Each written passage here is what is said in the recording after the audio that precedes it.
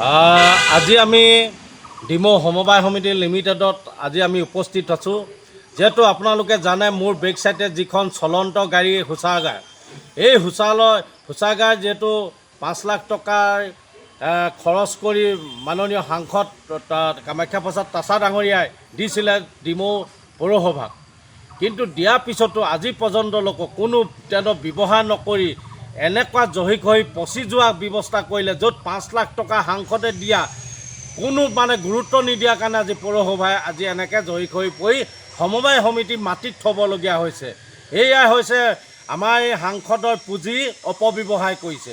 আৰু এই ক্ষেত্ৰত আমি চৰকাৰৰ লগতে সাংসদক ক'ব বিচাৰিছোঁ যে আপুনি 5 লাখ টকাকৈ খৰচ কৰি যি চলন্ত যি শৌচাগাৰ আপোনালোকে গাড়ী দিলে, সেই গাড়ীখন আজি যি অৱস্থাত জহিক হৈ গৈছে।